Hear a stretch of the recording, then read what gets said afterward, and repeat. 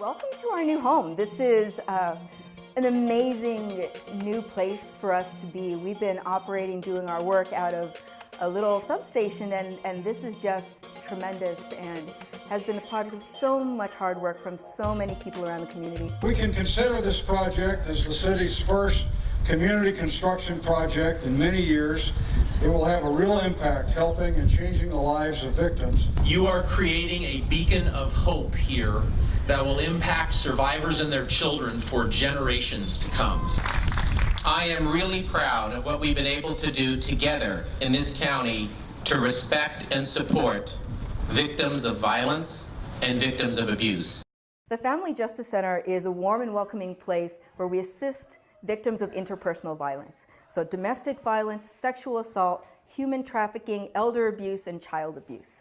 We provide a place for clients to come and be in a safe space where they can receive the services that they need. We've found through a lot of studies that oftentimes when a survivor has these situations, they have to go to about 35 different agencies all over the county just to get the resources they need.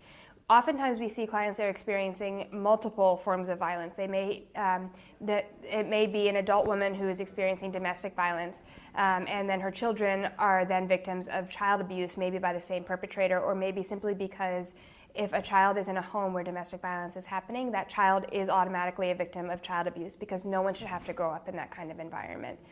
Most of our clients are between ages 25 and 50, and about 80% of them are women. 80 to 85% are women, and the rest are men.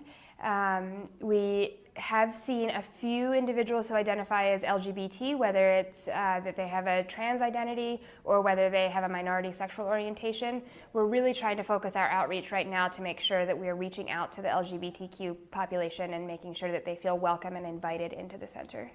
So if I'm here and I'm meeting with the survivor, and the survivor needs a safety plan, a restraining order, and to figure out where she's going to sleep tonight, I can speak with her, get what she needs, and then go out just to the next cubicle next door with someone I have a personal relationship with and say, hey, Melody from Bay Area Legal Aid, I have someone who needs a restraining order. Here's her situation. And I can relay that story to Melody so that my client doesn't have to tell that story 3 or 4 different times. About 80% of our clients experience domestic violence, and then a lot of them experience other types of violence as well.